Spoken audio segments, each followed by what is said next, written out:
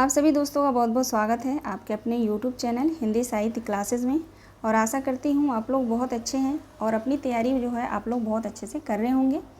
आज की क्लास में हम पढ़ने वाले हैं प्रयोगवाद और नई कविता भाग 2। ठीक है, पिछली क्लास में हमने भाग 1 पढ़ा था, क्योंकि एक ही क्लास में जो है 7 से 8 पेजेस को ले आना सही नहीं है, बड़ी क्लास हो जाएगी, आप लोग भी बोर हो जाएंगे। तो जो उसको मैंने 2 पार्ट्स में जो है मैंने डिवाइड कर दिया था।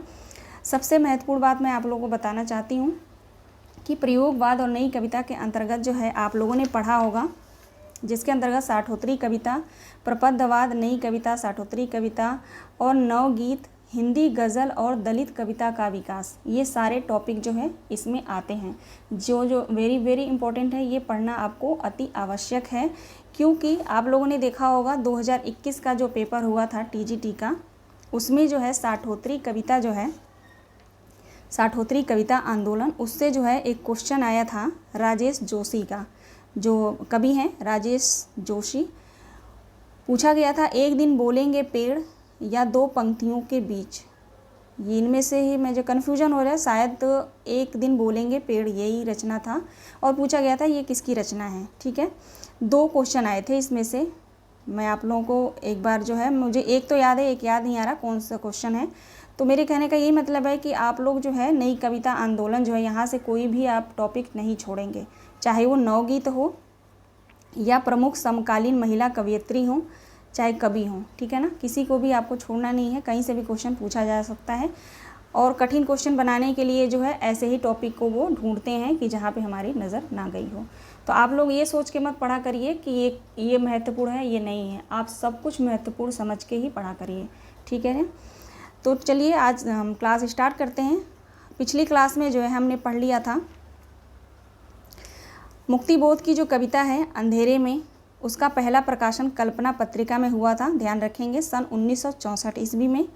किस नाम से हुआ था? आशंका के दीप अंधेरे में। ठीक है ना, इस शीर्षक से जो है 1964 ईस्वी में कल्पना पत्रिका में इसका प्रकाशन हुआ था। अंधेरे में कविता जो मुक्तिबोध की है। ठीक है, इसके आगे जो है आज की हम क्लास में पढ़ेंगे। चलिए देखते हैं, आप लोग क्लास में बने रहिएगा। क्लास पसंद आए तो लाइक और सब्सक्राइब ज़रूर कर दीजिएगा। ठीक है, छोटा सा एक कमेंट भी करिएगा। आगे देखेंगे हम।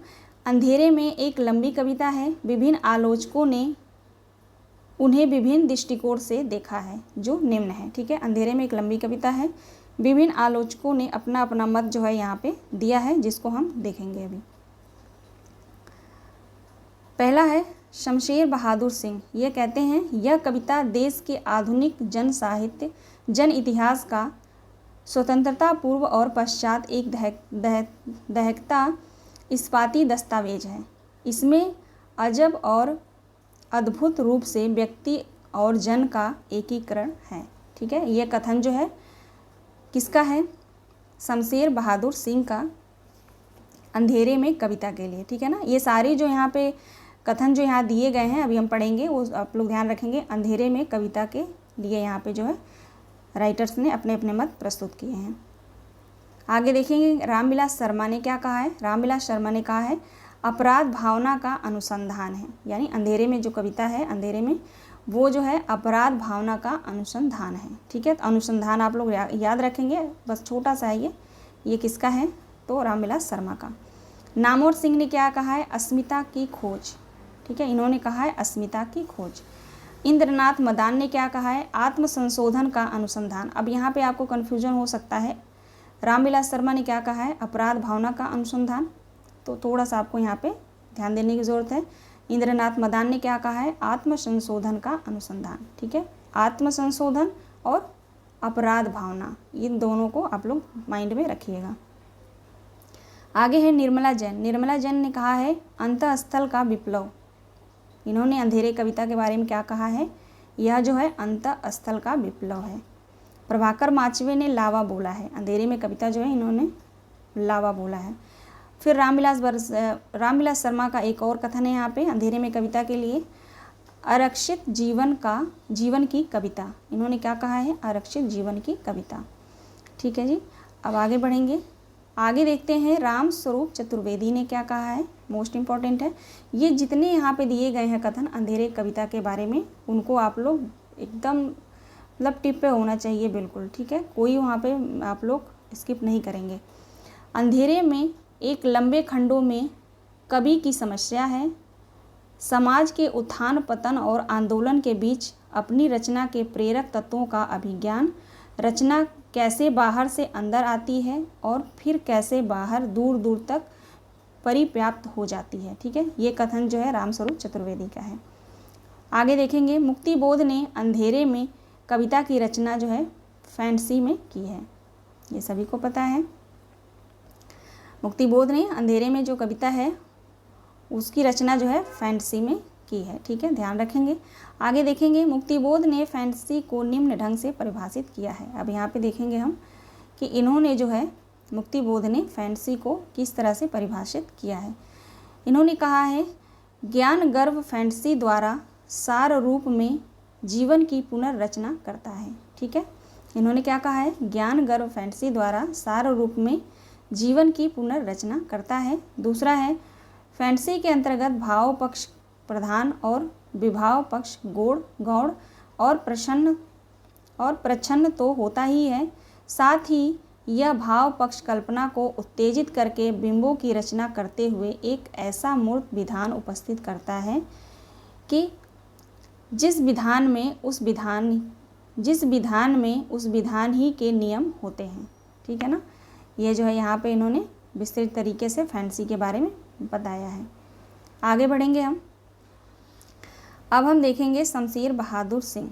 सारे कवि जो हैं महत्वपूर्ण हैं, तो आप लोग जो है ध्यान दीजिएगा। शमशेर बहादुर सिंह प्रेम और सौंदर्य के कवि माने जाते हैं। ठीक है, प्रेम और सौंदर्य का कवि अगर पूछा जाए तो कौन राइट आंसर होगा हमारा, शमशेर बहादुर सिंह। शमशेर बहादुर सिंह के प्रमुख काव्य संग्रह जो है यहाँ पे दिया गया है, देखेंगे। पहला काव्य है इनका कुछ कविताएं, कुछ और कविताएं। चुका भी हूँ नहीं मैं इतने अपने पास, उदिता अभिव्यक्ति का संघर्ष, बात बोलेगी काल तुमसे होड़ है मेरी, कहीं बहुत दूर से सुन रहा हूँ सुकून की तलाश में।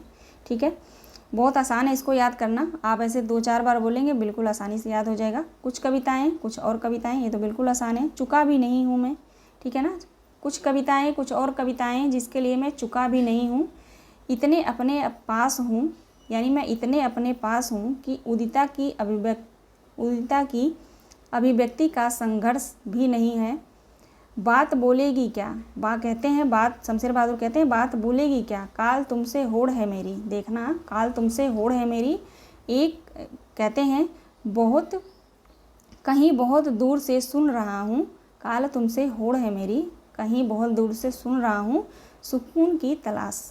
ठीक है, ऐसे आप लोग जो है याद करिएगा, बहुत आसानी से याद हो जाएगा। ये नहीं भी ट्रिक में लगाएंगे तब भी ये याद हो जाएगा। इतना जो प्रकाशन वर्ष आप लोग देख लेंगे, 59 है, पहले 59 है, 61 है, 75 है, 5 और प्लस करेंगे, 80 है, 80, 81, 88, 95, 98।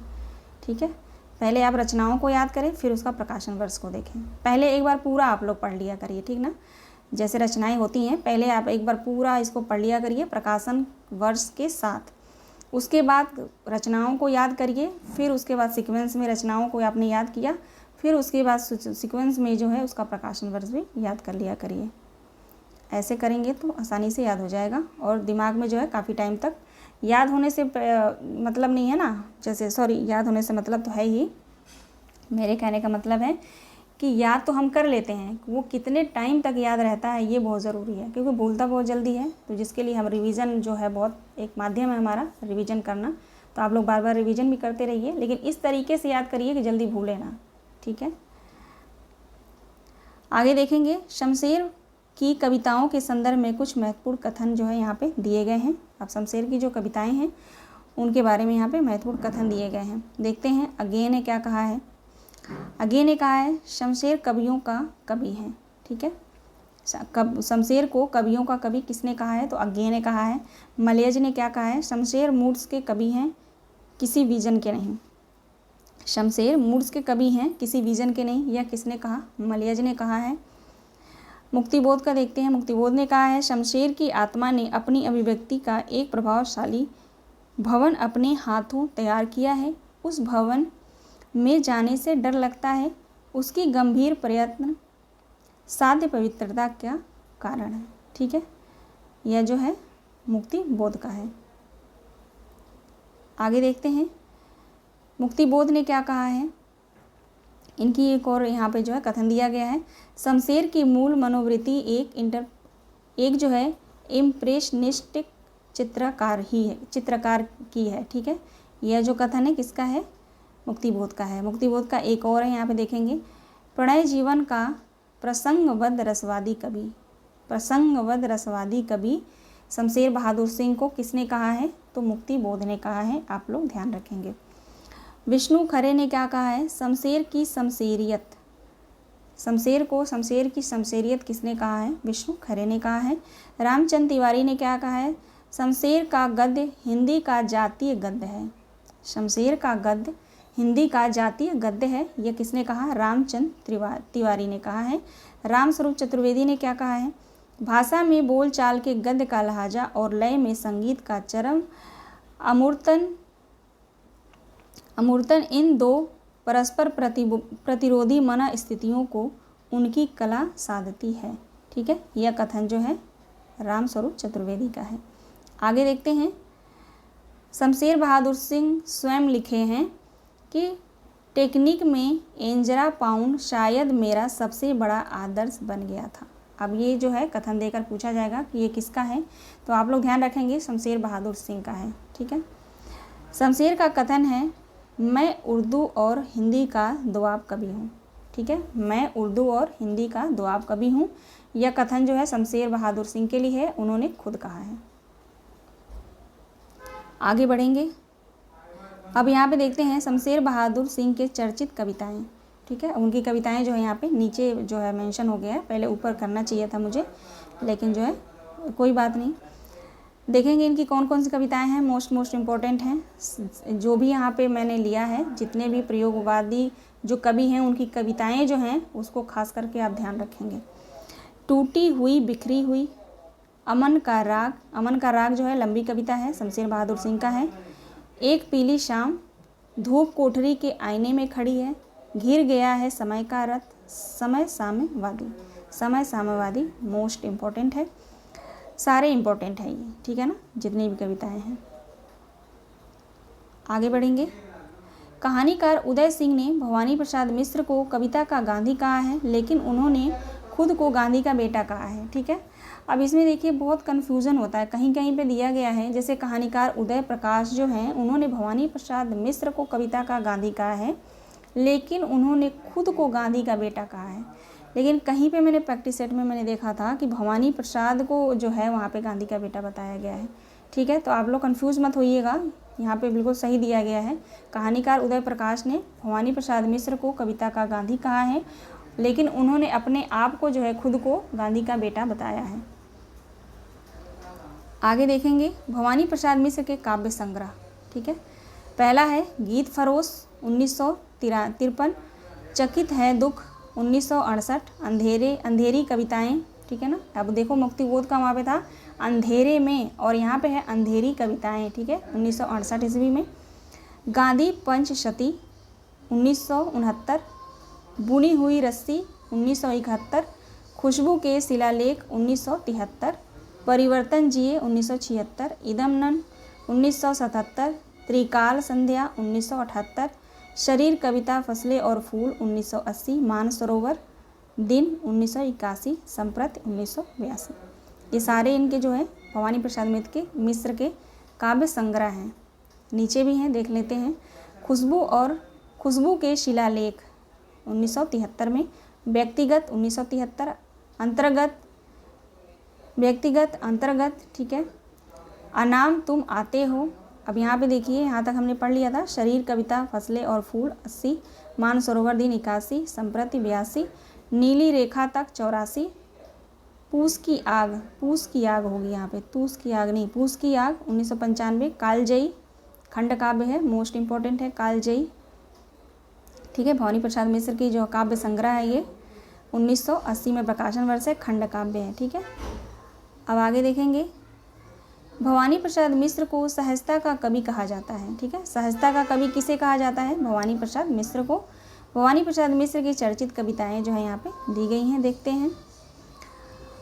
अगले देखते हैं कविताएं। कमल के फूल, सतपुड़ा के जंगल, बाड़ी की दीनता, टूटने का सुख, गीत और फरोश। ठीक है, ये सारी कविताएं जो हैं ध्यान रखेंगे आप लोग, किसके हैं? भवानी प्रसाद मिश्र के हैं। आगे देखते हैं। आगे है नरेश मेहता नए कवियों के महत्वपूर्ण हस्ताक्षर हैं। अब आते हैं एक नए कवि पे। नरेश मेहता नए कवियों में महत्वपूर्ण हस्ताक्षर हैं। इनकी प्रमुख रचनाएं जो हैं यहाँ पे दी गई हैं। पहली रचना है काव्य संग्रह, यहाँ पे जो है इनके काव्य संग्रह है, यहाँ पे वन पाखी सुनो, बोलने दो चीड़ को, मेरा समर्पित एकांत, चैत्या और उत्सवा। ठीक है, ये नरेश मेहता के सारी काव्य संग्रह हैं। अब यहाँ पे जो है खंड काव्य हैं। अब संशय की एक रात, महाप्रस्थान, प्रवाद पर्व और सबरी, ये जो चार यहाँ पे दिए गए हैं रचनाएं, ये खंड काव्य हैं। ध्यान रखेंगे, ये चारों जो हैं काव्य संग्रह हैं। 5 जो है इनके काव्य संग्रह हैं और 4 खंड काव्य हैं। आगे बढ़ेंगे। अब यहाँ से पूछ सकता है कि सबरी जो रचना है वो कैसा काव्य है? तो प्रबंध काव्य है। ठीक है, ध्यान रखेंगे आप लोग, खास करके प्रबंध काव्यों को। महाप्रस्थान, संशय की एक रात, शबरी और प्रभात पर्व। आगे देखते हैं। समय देवता शीर्षक कविता इनकी एक लंबी कविता है। ठीक है, समय देवता शीर्षक से जो कविता है यहाँ पे नीचे होगा, यहाँ पे अभी देखते हैं कहाँ गया। हाँ जी, समय देवता शीर्षक कविता जो है इनकी एक लंबी कविता है, जिसमें धरती के विभिन्न भागों की सांस्कृतिक राजनीतिक स्थिति का सिनेरियो जो है प्रस्तुत किया गया है। ठीक है, ध्यान रखेंगे आप लोग, लंबी कविता इनकी कौन सा है? समय देवता। यहाँ पे देखेंगे नरेश मेहता के अन्य चर्चित महत्वपूर्ण रचनाएं निम्न हैं: उषस, किरण धेनुएं और चाहता मन। अब आते हैं हम धर्मवीर भारती पर। धर्मवीर भारती मूलतः प्रेम के कवि माने जाते हैं। मूलतः प्रेम के कवि कौन माने जाते हैं? धर्मवीर भारती। इनकी प्रमुख रचनाएं हैं ठंडा लोहा 52, अंधा युग 55, कनुप्रिया 59, 7 गीत वर्ष 1959 और देशांतर। ठीक है, सारी रचनाएं महत्वपूर्ण हैं, आप लोग ध्यान रखेंगे। उन रचनाओं के बारे में जो यहाँ पे विषय वस्तु दी गई है। कनुप्रिया में राधा और कृष्ण के प्रेम का वर्णन है। देशांतर रचना जो है काव्य संग्रह, विदेशी कविताओं का संग्रह है। प्रेमथ्य गाथा जो है एक लंबी कविता है। प्रेमथ्यु एक यूनानी पौराणिक पुरुष है। मदन वात्स्यायन का मूल नाम लक्ष्मी निवास मिश्र है। मदन वात्स्यायन जो कवि हैं उनका मूल नाम जो है लक्ष्मी निवास सिंह है, ध्यान रखेंगे आप लोग। आगे देखेंगे सर्वेश्वर दयाल सक्सेना। सर्वेश्वर दयाल सक्सेना जो है नई कविता के प्रमुख हस्ताक्षर हैं। इनकी निम्नांकित कृतियाँ जो है यहाँ पे दी गई हैं। पहला है काठ की घंटियाँ, बांस के पुल, एक सूनी नाव, गर्म हवाएं, कुआनो नदी, कविताएं 1, कविताएं 2, जंगल का दर्द, खूंटियों पर टंगे लोग। ये सारी जो रचनाएं हैं सर्वेश्वर दयाल सक्सेना की हैं। इनकी जो महत्वपूर्ण पंक्ति हैं उनको भी आप लोग पढ़िएगा। उससे महत्वपूर्ण जो क्वेश्चन मैं लाऊंगी तो आप लोग ज़रूर देखिएगा उसको, क्योंकि पंक्तियां जो हैं पूछी गई थी पिछली बार, इनकी जो है लीक पर चले है ना। सर्वेश्वर दयाल सक्सेना की चर्चित कविताएं निम्नलिखित हैं। काफ़ी हाउस में मेलोड्रामा, अहम से भरी पड़ी हो तुम, विगत प्यार है तुम्हारा, मैंने ऐसे याद किया था। काफ़ी हाउस में मेलोड्रामा मत करो, अहम से भरी पड़ी हो तुम, विगत प्यार है तुम्हारा, लिपटा रजाई में, मैंने कब कहा लिपटो रजाई में। ठीक है ना, ऐसे मैंने याद किया था इसका। ठीक है, एक बार और आपको बता देती हूँ। सर्वेश्वर दयाल सक्सेना की जो चर्चित कविताएं हैं उन्होंने कहा, कविताओं को आप लोग ऐसे याद करिएगा। मैंने कब कहा कि तुम लिपटी हुई हो रजाई में, विगत प्यार है तुम्हारा, कॉफ़ी हाउस में मेलोड्रामा मत करो, अहम से बड़ी हो तुम। ठीक है, ऐसे आप लोग याद कर लीजिएगा। केदारनाथ सिंह नई कविता में बिंब को बहुत महत्व देते हैं। केदारनाथ सिंह जो है नई कविता में बिंब को बहुत महत्व देते हैं। मोस्ट इम्पॉर्टेंट है यहाँ पे क्वेश्चन आता है कि बिंब जो है प्रयोगवादी जो कौन से कवि हैं, प्रयोगवादी ऐसे कौन से कवि हैं जो बिंब को बहुत महत्व देते हैं। तो राइट आंसर हमारा हो जाएगा केदारनाथ सिंह। ठीक है, आगे देखेंगे केदारनाथ सिंह की महत्वपूर्ण काव्य कृतियाँ यहाँ पे निम्नलिखित दी गई हैं। पहला काव्य इनका अभी बिल्कुल अभी जमीन पक रही है, यहाँ से देखो, अकाल में सारस, उत्तर कबीर और अन्य कविताएं, बाघ एक लंबी कविता है। सभी कवियों की लंबी कविताएं जो हैं आपको याद होनी चाहिए। ठीक है, बहुत इम्पोर्टेंट है। वात्सल्यताएं और साइकिल, वात्सल होगा यहाँ पे, तात्सल्यताएं, मैं एक बार देख लूँ यहाँ पे जो मुझे गलत लग रहा है।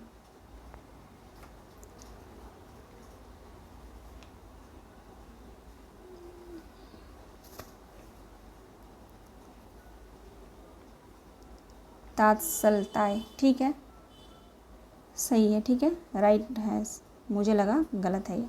ठीक है ना, ये सारे जो है काव्य कृतियाँ किसकी हैं, केदारनाथ सिंह की हैं। आप लोग देख लीजिएगा। आगे बढ़ेंगे। केदारनाथ सिंह की चर्चित कविताएं इनकी 3 ही हैं, बनारस, अनागत, फर्क नहीं पड़ता। अनागत बनारस मत जाओ, फर्क नहीं पड़ता। ठीक है, केदारनाथ सिंह कहते हैं अनागत बनारस मत जाओ, फर्क नहीं पड़ता। ऐसे आप लोग याद रखिएगा। आगे बढ़ेंगे। प्रयोगवाद के अन्य कवि और उनकी रचनाएं, अब यहाँ पे दिए गए हैं प्रयोगवाद के अन्य कवि और उनके रचनाएं। चलिए देखते हैं अन्य कवि कौन कौन से हैं। रामविलास शर्मा, इनकी रचना है रूप तरंग, सदियों से सोए, जाग उठे, बुद्ध वैराग्य तथा प्रारंभिक कविताएं। ठीक है, ये 3 जो रचनाएं हैं किसके हैं, रामविलास शर्मा के हैं। प्रभाकर माचवे के हैं मेपल, स्वप्नभंग और अनुच्छड़। नेमीचंद जैन के हैं अचानक हम फिर एकांत। नेमीचंद जैन के हैं अचानक हम फिर एकांत। गिरजा कुमार माथुर की जो है यहाँ पे जो रचनाएं हैं थोड़े ज़्यादा हैं, ध्यान देंगे आप लोग। मंजीर, नाश का निर्माण, धूप के धान, शिला पंख चमकीले, छाया मत छूना, भीतरी नदी की यात्रा, अभी कुछ और, साक्षी रहे वर्तमान, पृथ्वी कल्प। ठीक है, पृथ्वी कल्प मोस्ट इम्पॉर्टेंट है। नाश का निर्माण भी इम्पोर्टेंट है। यहाँ पे जो मंजीर रचना है वो भी इम्पोर्टेंट है। आप लोग सभी रचनाओं को ध्यान में रखेंगे। प्रभाकर माचवे का जो 3 रचनाएं हैं ना, मेपल और स्वप्नभंग और अनुषण, ये तीनों रचनाएं आप लोग ध्यान रखिएगा। थोड़ा बड़ा करूँ मैं इसको। अब है भारत भूषण अग्रवाल।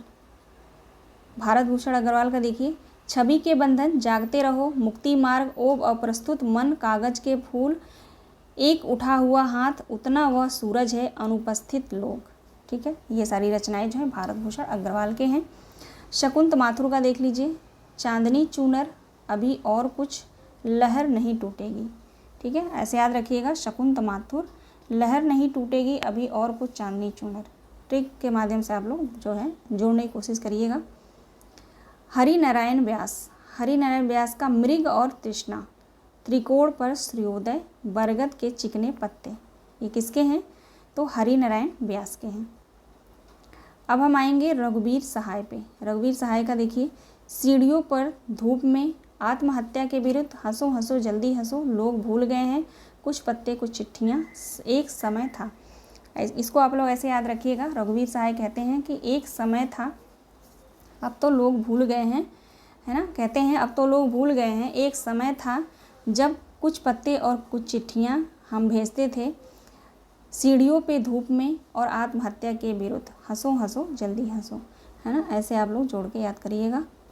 विजय देव नारायण शाही, इनकी रचना है साखी, मछली घर, संवाद तुमसे। ठीक है, विजय देव नारायण शाही कहते हैं कि साखी संवाद तुमसे है, मछली घर में।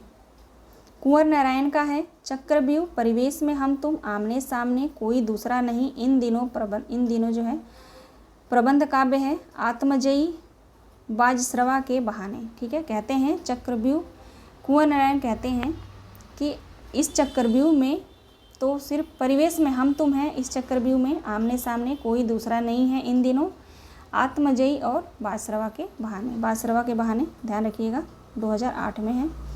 इन दिनों जो है इनका प्रबंध काव्य है। ठीक है, अब जो है हमारा टॉपिक यहाँ पे प्रयोगवाद जो है, प्रयोगवाद नई कविता समाप्त होता है। नई कविता के अंतर्गत अभी और सारे टॉपिक आएंगे जो मैंने आपको बताया, नवगीत, साठोतरी कविता, दलित कविताओं का विकास, गज़ल, ये सारे टॉपिक आएंगे जिनको मैं कल की क्लास में पढ़ाऊँगी। तो आप लोग जो है क्लास देखना मत भूलिएगा, ठीक है। इनसे संबंधित जो है आज के टॉपिक जो हमने पढ़ा, इससे संबंधित कल हम प्रैक्टिस सेट करेंगे महत्वपूर्ण क्वेश्चन को, ठीक है ना। आशा करती हूँ क्लासेस आपको पसंद आई होंगी, तो लाइक सब्सक्राइब ज़रूर कर दीजिएगा और अपना आप लोग ख्याल रखिएगा। पेपर का डेट कभी भी आ सकता है। जैसे आप लोग पढ़ते आए हैं 1 साल से रेगुलर, उसका जो है आपको अब डबल पढ़ना पड़ेगा इन 3 महीनों में, ठीक है ना। ये मान के चलिए कि 3 महीनों में हमारा पेपर होने वाला है। ओके, ठीक है, मिलते हैं नेक्स्ट वीडियो में। आप सभी दोस्तों का बहुत बहुत धन्यवाद।